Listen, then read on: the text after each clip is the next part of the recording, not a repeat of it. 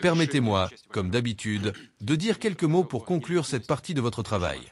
Le ministre a évoqué l'illégitimité du régime à Kiev, avec lequel nous sommes en guerre. Je tiens à souligner une fois de plus, nous ne combattons pas le peuple ukrainien, mais le régime, ce régime nazi à Kiev qui a pris le pouvoir en 2014. C'est la source de ce pouvoir, un coup d'État. Et toutes les tragédies, tant pour l'Ukraine que pour la Russie, ont commencé précisément après ce coup d'État sanglant et anticonstitutionnel. Cela reste pertinent aujourd'hui, car les personnes au pouvoir commettent chaque jour des crimes, à la fois contre leur propre peuple et contre le nôtre. Ce régime perd, en tout cas de manière évidente, ses caractéristiques d'État. Lorsque nous parlons d'illégitimité, qu'entendons-nous par là? Ils ne sont pas allés aux élections? Ils ne sont pas allés. Et la Constitution permet-elle de prolonger les pouvoirs du président? Non. La Constitution ne permet de prolonger les pouvoirs que de l'organe législatif, la Rada. C'est tout. Et l'argument de la loi martiale n'a pas de valeur. Il n'y a aucun mécanisme dans la Constitution pour prolonger les pouvoirs présidentiels. Et où est la Cour suprême? Où est le tribunal constitutionnel? Une question légitime. Le président de la Cour suprême est en prison.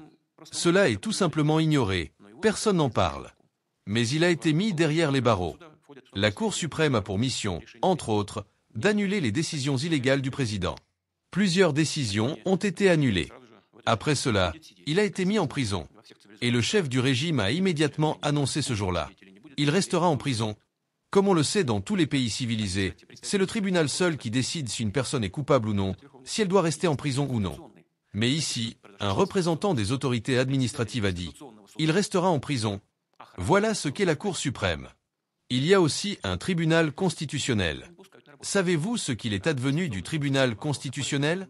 La sécurité a cessé de laisser entrer le président de la Cour constitutionnelle au travail. Il ne le laisse tout simplement pas entrer. Finalement, le tribunal constitutionnel a été paralysé et le président de la Cour constitutionnelle est parti à l'étranger, où il bénéficie, semble-t-il, d'une protection de l'État dans le pays où il se trouve, car sa vie est menacée. Voilà ce qu'on appelle des signes de l'État?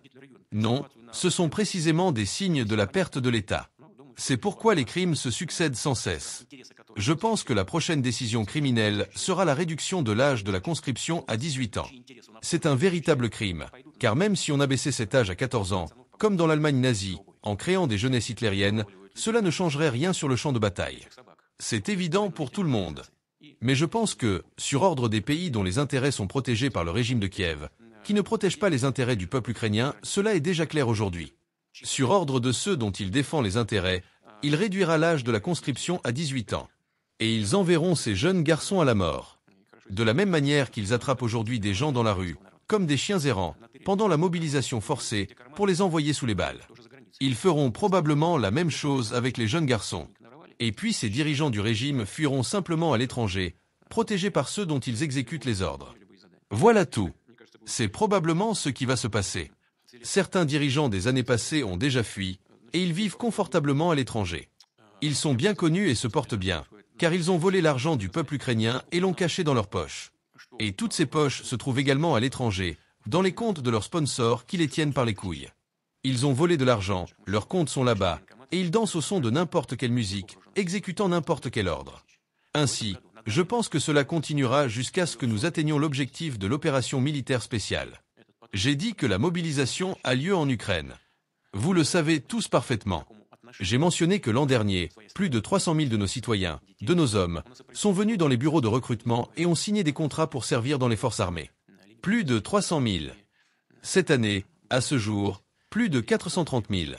Et ce flux, en fait, de volontaires ne cesse pas. Grâce à cette attitude envers le destin de leur pays, envers le destin de leurs enfants, c'est ainsi que se produisent les événements dont j'ai parlé et dont le ministre a parlé. En réalité, c'est un tournant sur la ligne de contact des combats. Et notre activité militaire, avec une prise totale de l'initiative stratégique. Bien sûr, cela ne suffit pas. D'ailleurs, quand je parlais de ces crimes, je ne faisais pas seulement référence aux crimes contre le peuple ukrainien, mais avant tout contre le nôtre, y compris dans la région de Kouïsk et d'autres régions frontalières. Oui, bien sûr, d'un point de vue militaire, si vous discutez avec n'importe qui, qu'il soit russe ou étranger, tous les experts considèrent que la situation à Kouïsk est une aventure. Comme on dit, l'aventure de Kouïsk. C'est évident, car il n'y a aucune logique dans ce que fait le régime de Kiev dans les régions frontalières. Mais d'un point de vue criminel, contre les peuples de Russie, c'est une évidence, c'est un crime. Cela concerne particulièrement les souffrances de la population civile. Et ici, bien sûr, c'est une obligation sacrée pour les forces armées de chasser les ennemis de notre territoire. La tâche des autorités militaires judiciaires est de documenter tous ces crimes, surtout ceux commis contre la population civile. Et la tâche des services spéciaux est de trouver et punir les criminels. Maintenant, en ce qui concerne les sommes que nous dépensons et ce que cela implique, c'est une question extrêmement importante, sans aucun doute extrêmement importante. Le ministre a dit que nous dépensons 6,3% du PIB pour les aspects militaires, pour l'amélioration et le renforcement de notre capacité de défense. Ce sont des sommes importantes, qui représentent environ 2,5% de plus que ce que nous dépensions auparavant. Mais ce ne sont même pas les plus grandes dépenses dans le monde, étonnamment, même parmi les pays qui n'ont pas de conflits armés. Toutefois, ce sont des sommes considérables, et il est essentiel que nous les utilisions de manière rationnelle, en assurant avant tout les garanties sociales pour nos militaires, l'efficacité du complexe militaro-industriel et, ce qui est très important, l'utilisation rationnelle des ressources fournies par l'État aux forces armées. Cela concerne les questions sociales, mais aussi les équipements et armements. Il est crucial d'obtenir tout à temps, d'évaluer correctement ce qui est fourni, de savoir s'en servir, et de former les cadres, les gens capables de faire cela de manière compétente et efficace. Il y a beaucoup de tâches à accomplir. En général, elles sont résolues, et ce qui se passe dans le complexe agro-industriel populaire, comme nous l'appelons maintenant, ce qui se passe directement sur la ligne de contact des combats, il est nécessaire de configurer toute notre organisation militaire pour un travail collectif afin d'atteindre le résultat final. Dans ce contexte, parlons des types d'armements les plus modernes, y compris ceux qui sont connus aussi bien chez nous qu'à l'étranger. En particulier, je parle des armes à moyenne portée. Vous vous souvenez tous bien, vous savez, que l'Union soviétique a renoncé à la mise au point de missiles de moyenne portée à lancement terrestre, et que les Américains ont également fait de même avec leur Pershing. Mais les Américains, en plus des missiles à moyenne portée à lancement terrestre, avaient aussi des systèmes de missiles à lancement maritime et aérien, ce que l'Union soviétique n'avait pas. Ainsi, nous avons en quelque sorte procédé à un désarmement unilatéral. L'adversaire potentiel a conservé ses systèmes sur mer et dans les airs, tandis que nous n'avons rien obtenu. Cependant, à notre époque, dans la Russie actuelle, nous avons créé des complexes de lancement maritime bien plus modernes que ceux des États-Unis. Ce sont les calibres et les complexes hypersoniques Irkon. Nous avons également développé des missiles aériens de moyenne portée, le X-101, avec une portée qui dépasse de manière significative celle de l'adversaire potentiel, plus de 4000 km. Et ce système peut être équipé de charges spéciales, c'est-à-dire nucléaires.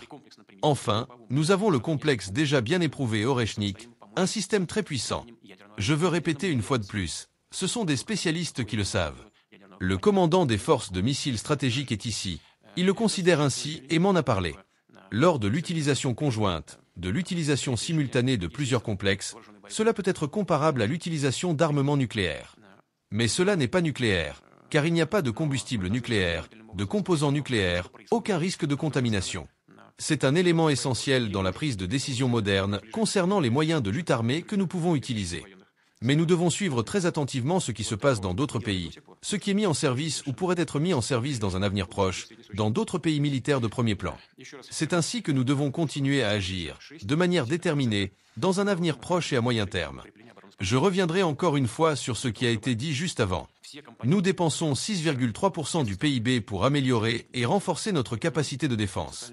Pour que tous les composants du pays, tous les éléments de la vie de l'État, l'économie, les services sociaux au sens large, la science, l'éducation, la santé, se développent, il n'est pas possible d'augmenter indéfiniment ces dépenses.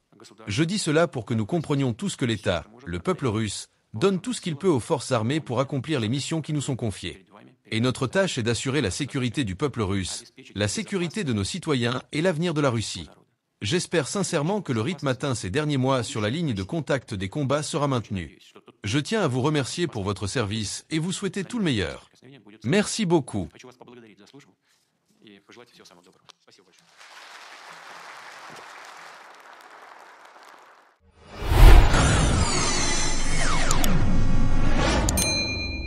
Quel que soit votre point de vue politique, vous conviendrez avec moi que les propos de Poutine contiennent des leçons universelles qui peuvent nous guider pour aller d'excellence en excellence dans notre vie personnelle et professionnelle. Que pouvons-nous apprendre des concepts de stratégie, de discipline, d'adaptation et de vision long terme abordés dans ce discours de Poutine?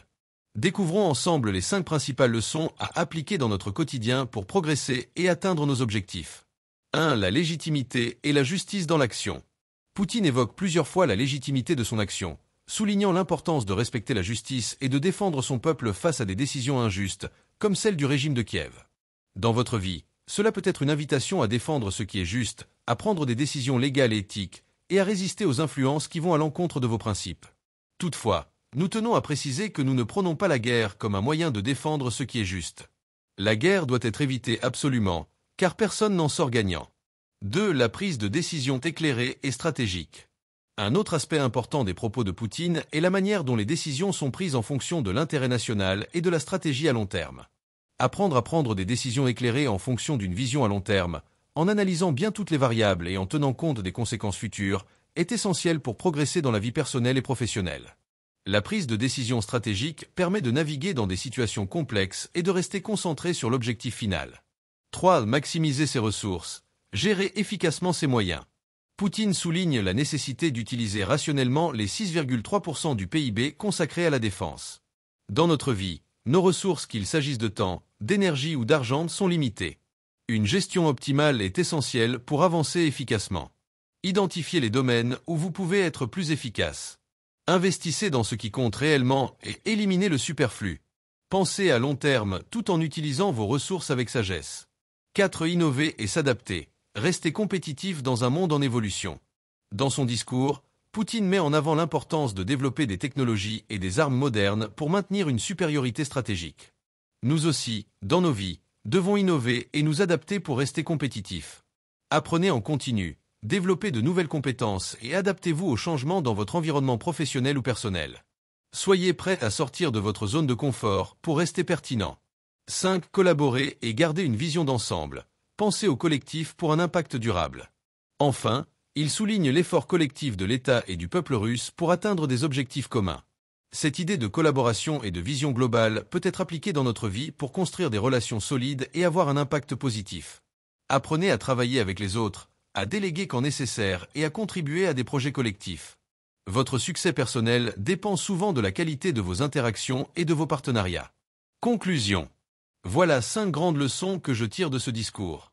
Chaque point nous rappelle que, dans la vie comme dans la stratégie, le succès repose sur une vision claire, une gestion efficace des ressources, une capacité à innover, une résilience face aux défis et une prise de responsabilité constante. Ces principes peuvent véritablement nous guider pour aller d'excellence en excellence dans notre vie personnelle et professionnelle. Et vous, quelles leçons retenez-vous de ces réflexions? Pensez-vous que l'on peut appliquer ces principes dans notre quotidien, malgré les contextes très différents? Partagez vos avis et vos expériences en commentaire. Je suis curieux de lire vos réflexions. N'oubliez pas d'aimer la vidéo et de la partager autour de vous, de vous abonner et d'activer la cloche pour ne rien manquer des prochains contenus sur Excellence Type. Merci et à très bientôt.